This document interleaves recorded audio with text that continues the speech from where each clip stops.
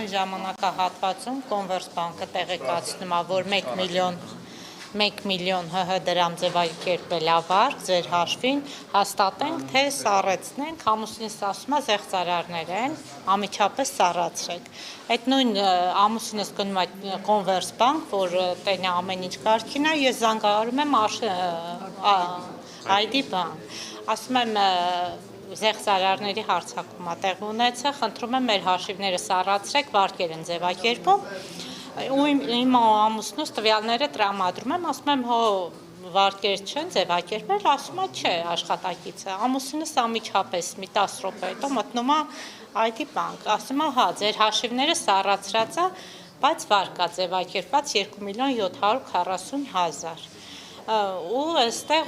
ոստիկանություն դիմեք բան, խնդիրներն են, մեկ ասում են ձևակերպված չի, հաջորդ քայլը ձևակերպված է արդեն ու 7 հաշվի մեջ բաժանված է այդ 2.740.000-ը 10 րոպեվա ընթացքում։ ID-ն ասում է, որ մենք գնացել մի ժամանակ հետո գնում է ինքը այդ հաշիվների հետևից, ասում է մենք չկարացինք հետ բերել ու պահանջում ամեն, չգիտենք, էլ մեզ մանրամասը չեն ասում, հիմա գործերը քննչականում, ոստիկանությունում։ Իսկ կոնվերսը կարող է։ Իսկ նույն վայրկյանին կոնվերսը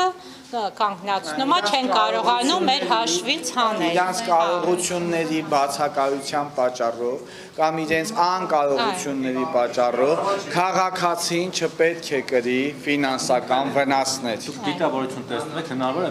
բանկի աշխատողներ ներգրաված լինեն։ Ամեն դեպքում մենք ունենք նմանատիպ կասկածներ։ Մենք ունենք կասկածներ, որ գուցե եւ ունեն շահագրգռվածություն, բանկերի որոշ աշխատակիցներ կամ որոշ բանկեր, որովհետեւ այս խնդիրը դեռևս առկա է, դեռևս հանրային վերահսկողություն հասարակական կազմակերպությունը ստանում է ահազանգեր։